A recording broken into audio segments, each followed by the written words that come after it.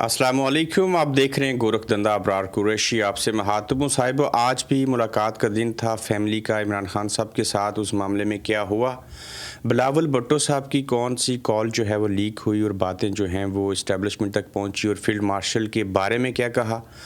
Core commander ने bloody civilian के सामने पेश होने से इनकार कर दिया और 28वीं तरमीम की जो है वो बाज़गश्त सुनाई दे रही है, उसकी आमद है। सोहेल अफरीदी का शेड्यूल आगे का जारी हो चुका और आज़ाद कश्मीर के इलाके ज़िला कोटली चढ़ोई में जुल्म की कैसी दास्तान रकम की गई, इस मामले के ऊपर भी बात करेंगे। और सबसे पहले आपको अहवाल बता दें, आज मंगल है और मंगल के रोज़ बहनों की यानी कि फ़ैमिली की मुलाकात होती है इमरान खान साहब के साथ। अब तक की जो इतलात हैं, वहाँ पे प्रिजनर वैन पहुँची हुई है, लोग काफ़ी तादाद में पहुँचे। लीमा खान ने भी बात की और बातचीत करते हुए हमेशा की तरह मुलाकात नहीं करवाई गई और मुलाकात नहीं होने दी जा रही। क़यादत जेल के बाहर मौजूद है। इसको अगर देखा जाए तो जो अलीमा ख़ान हैं उन्होंने आज एक बड़ा इंकशाफ किया है, और वो इंकशाफ जो है वो इस नौयत का है।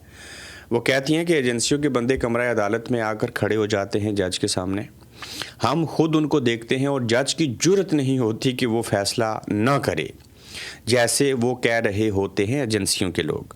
पाकिस्तान में ए लॉ चल रहा है, यानी कि आसम लॉ चल रहा है, और अगर मैं पूरा नाम लूँगी तो आप चला नहीं सकेंगे, इसलिए उन्होंने ए लॉ कहा, यानी कि आसिम लॉ कहा। तो अलीमा ख़ान जो हैं उन्होंने ये बात बयान की है। साहिबो, ये आज मुलाकात तो नहीं हुई, लेकिन याद रखिएगा ख़ान से मुलाकात करवानी पड़ेगी। लॉन्ग मार्च होगा, 8 फरवरी को लोग निकलेंगे। जनरेशन जी जो है, जेन जी, वो बोलेगी, लोग भी बाहर आएंगे। कराची के हालात आपने देख लिए, पंजाब वालों ने बहुत जुल्म बर्दाश्त किए। KPK की 4.5 करोड़ की आबादी है, अगर 2 से 3 लाख लोग वहाँ से आ गए और जिस तरह की सूरत हाल बनी हुई है, और जैसे स्ट्रीट मूवमेंट जो है वो सोहेल अफरीदी चला रहे हैं, उसको अगर सामने रखें तो यकीनन जो हालात हैं वो इस बात का पता देते हैं कि हर 2 सूरत में अवाम निकलेंगे, एहतजाज किया जाएगा। और अब जो शेड्यूल जारी किया है इस सोहेल अफरीदी साहब के हवाले से, उन्होंने बेशतर जगहों के ऊपर जाना है, जिसमें से जो जगहों का उन्होंने इंतखाब किया, और ये जो सिक्योरिटी ख़त के हवाले से चीज़ें आई हैं ये भी मैं आपके सामने रखूँगा। सोहेल अफरीदी जो हैं उन्होंने मनसेरा में और दीगर जो KPK के इलाके हैं वहाँ पे स्ट्रीट मूवमेंट चलानी है। उसके बाद कोयटा भी वो जाएंगे। यकीनन उन्हें कश्मीर का और गिलगित बल्तिस्तान का भी रुख करना चाहिए, वो हम देखेंगे कि कैसी चीज़ें होंगी। लेकिन सोहेल अफरीदी जो हैं वो स्ट्रीट मूवमेंट को, अब चूँकि 8 फरवरी को काफ़ी वक्त बाकी है, तो जहाँ पे वो सूबे के हालात देख रहे हैं, बाकी चीज़ों को देख रहे हैं, उसी तरीके से वो स्ट्रीट मूवमेंट को भी बड़े अच्छे और खुश उसलूबी से चला रहे हैं। कराची के कामयाब दौरे के बाद जब वो बाकी जगहों के ऊपर जाएंगे तो उनको रिस्पांस जो है वो ज़्यादा मिलेगा। और वहीं पे जब ये कराची में थे तो स्पीकर असेंबली जो हैं KPK, स्पीकर साहब ने ख़त लिखा था कोर कमांडर को और कहा था कि ये जो वादी तीरा में आपने ऑपरेशन किया है, जहाँ से सैकड़ों घरों के लोग जो हैं, मैं चाहूँगा कि इस वीडियो को भी साथ में दिखाया जाए, खच्चरों के ऊपर, जानवरों के ऊपर सामान रख के लोग बेघर हो रहे हैं, बेदखल हो रहे हैं। और जब ये ऑपरेशन हुआ तो DG SPR साहब ने कहा था कि आप कह रहे हैं ना कि ऑपरेशन नहीं होगा, देखिए हम तो रोज़ाना की बुनियाद के ऊपर ऑपरेशन कर रहे हैं। और अब जो कोर कमांडर को उन्होंने बुलाया था तो कोर कमांडर को उन्होंने मना कर दिया, और कोर कमांडर ने कहा कि हम नहीं जाएंगे ब्लैडी सिविलियन के पास।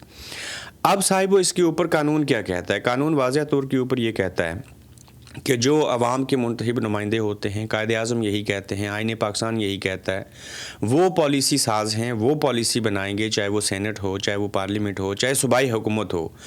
उनकी जो पॉलिसी होगी उसे प्रैक्टिकल करेगी, एग्जीक्यूट करेगी कौन? जो फ़ौज है, जो इदारे हैं, चाहे वो पुलिस हो, चाहे वो कोई एजेंसी हो, चाहे वो पाक आर्मी ही क्यों ना हो। तो लेकिन यहाँ पर उल्टी गंगा बहती है कि उन्होंने कहा जी कि हम जो हैं वो नहीं आएंगे आपको इन कैमरा ब्रीफिंग देने के असूल के लिए, हम जो हैं वो अपनी मर्ज़ी से काम करेंगे।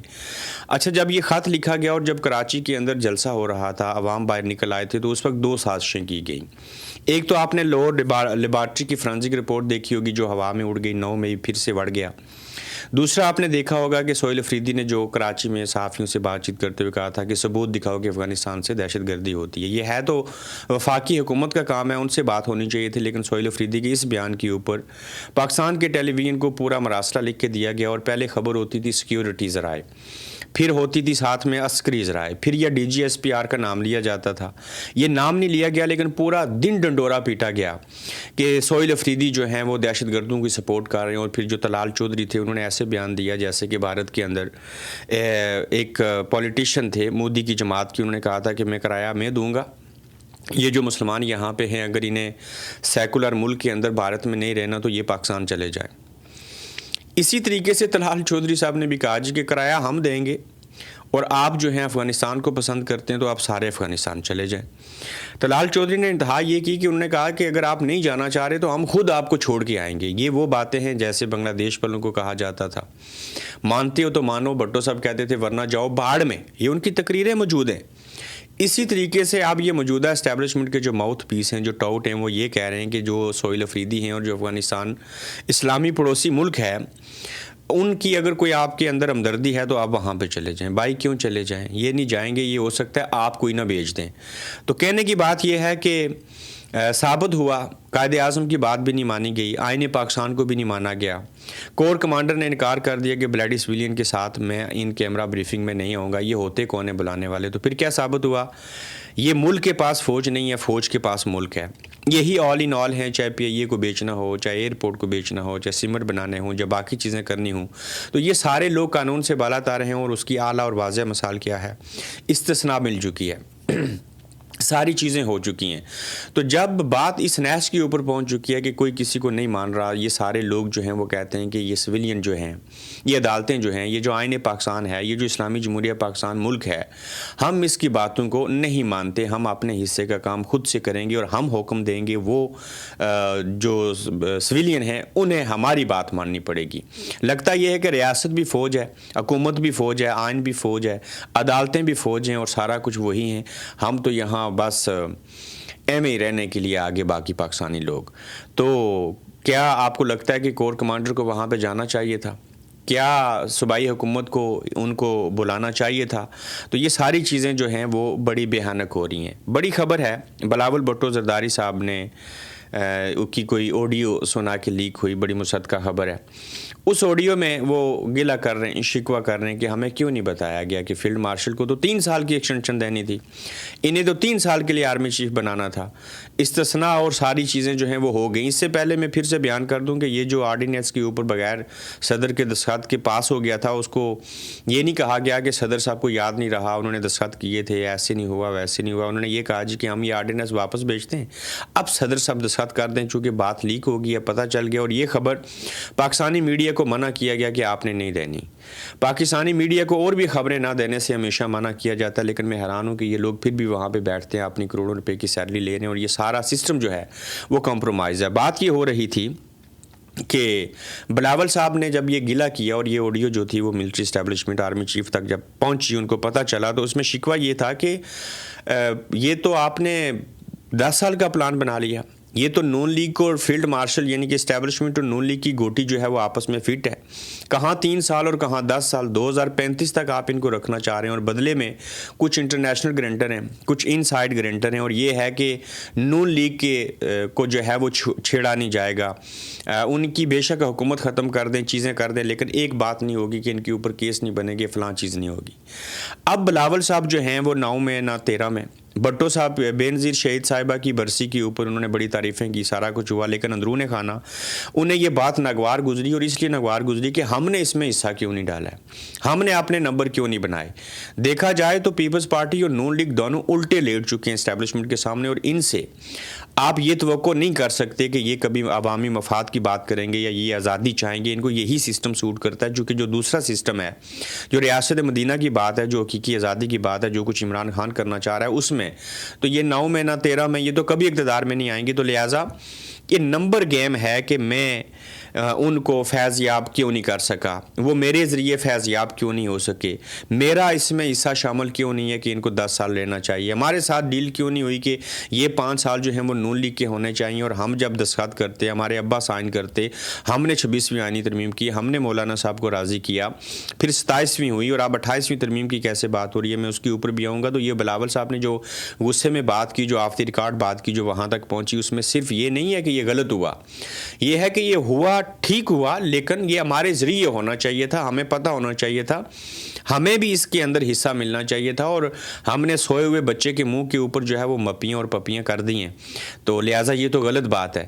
تو اب اسٹیبلشمنٹ کو بھی پتہ ہے کہ نون لیگ کی حیثیت کیا ہے، انہیں پیپلز پارٹی کا بھی پتہ ہے کہ وہ اندرون خانہ یا بیک ڈور کے اوپر وہ کہتے کیا ہیں، تو یہ سب ایک دوسرے کے سامنے صاحبو ننگے اور گنجے ہیں، لیکن مسئلہ کیا ہے کہ ان کے پاس اور کوئی راستہ نہیں ہے۔ یہ عمران خان سے سارا نظام، یہ اسٹیبلشمنٹ، یہ حکومت، پیپلز پارٹی، نون لیگ، یہ سارے کے سارے جو ہیں وہ خوفزدہ ہیں۔ لیکن یہ جیل کے اندر ملاقات بھی کروائیں گے عمران خان صاحب کی، یہ 8 فروری کو احتجاج بھی کرے گی پاکستان تحریک انصاف، ایک دن آئے گا لانگ مارچ بھی ہوگا، اور پھر یہ بھی ہوگا کہ یہ عوام لرز اٹھے گا، یہ اکھڑ جائے گا اور عوام نکلیں گے۔ میری بات یاد رکھیے گا، یہ ہو ہی نہیں سکتا کہ آپ اس حد تک چیزیں لے جائیں اور عوام جو ہیں وہ چپ کر کے بیٹھے رہیں۔ وہ کراچی دیکھ لیجئے، پنجاب کی حالت دیکھ لیجئے، آپ KPK کے لوگوں کی جذبات دیکھ لیں، آپ کوئٹہ اور بلوچستان کی حالت دیکھ لیں، گلگت بلتستان کے حالات دیکھ لیں، اب یہ تنگ آ چکے ہوئے ہیں، کتنے لوگوں کو پکڑیں گے، کتنے لوگوں کو ماریں گے، کتنی گاڑیوں کے شیشے توڑیں گے۔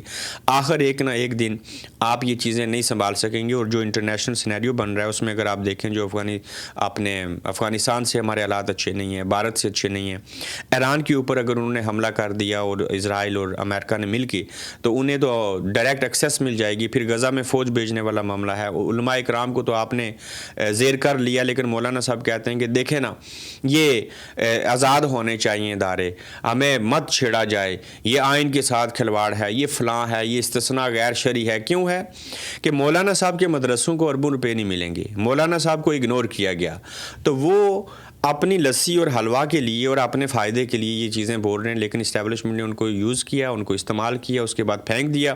اب تو مولانا صاحب کی ان کو ضرورت نہیں ہے۔ چھوٹے چھوٹے اور نقطے ہیں، پھر کشمیر کے حوالے سے بھی بات کریں گے۔ 28ویں آئینی ترمیم کی آمد ہے، اور ذرائع کہتے ہیں، اور یہ خبر جنید سلیم صاحب نے دی ہے کہ عید کے بعد 28ویں ترمیم آ رہی ہے، جس میں ووٹر کی کم از کم عمر 18 سال کے بجائے 25 سے 30 سال کر دی جائے گی۔ ہاں، میں یہاں پہ ایک بات بیان کر دیتا ہوں، صاحبو 60% آبادی یوتھ کے اوپر مشتمل ہے۔ اس دن میں نے آپ کو بتایا تھا کہ پاکستان کے اندر 1 کروڑ نئے لوگوں کی آمد ہو رہی ہے جو ووٹ ڈالیں گے، وہ 18 سال کے ہو جائیں گے اس سال 2026 میں، تو آئندہ جو الیکشن ہوں گے اس میں 1 کروڑ ووٹر بڑھ جائیں گے، اس 1 کروڑ میں سے 90 لاکھ ووٹ جو ہے وہ عمران خان کو پڑے گا۔ یہ جو 28ویں ترمیم آئے گی، یہ پیپلز پارٹی، نون لیگ، اسٹیبلشمنٹ اور سب کو، عمران خان کی پارٹی کو چھوڑ کے، تحریک تحفظ آئین کی جماعتوں کو چھوڑ کے سب کو سوٹ کرتی ہے۔ کیوں؟ یہ جب 25 سے 30 کے اوپر لے کے جائیں گے تو یہ جو یوتھ ہے یہ 60% کا تناسب، اور 60 سے 65% تک 2045 تک، یعنی کہ 2045 تک یہ یوتھ کا تناسب 60 سے بڑھ کے 65% ہو جائے گا۔ اس لیے یہ چاہتے ہیں کہ ہم 18 سال کی عمر کے بجائے 25 سے 30 سال عمر کر دیں، اور اس سے کیا ہوگا کہ جنید سلیم کے مطابق، کہ میرے ذرائع نے مزید کہا کہ اس 28ویں ترمیم میں اسمبلیوں کی مدت مزید 5 سال بڑھانے کی بھی ترمیم پیش کی جائے گی، یعنی کہ اسی میں یہ ہوگا کہ یہ جو اسمبلی چل رہی ہے اسی کو 5 سال اور بڑھا دیں۔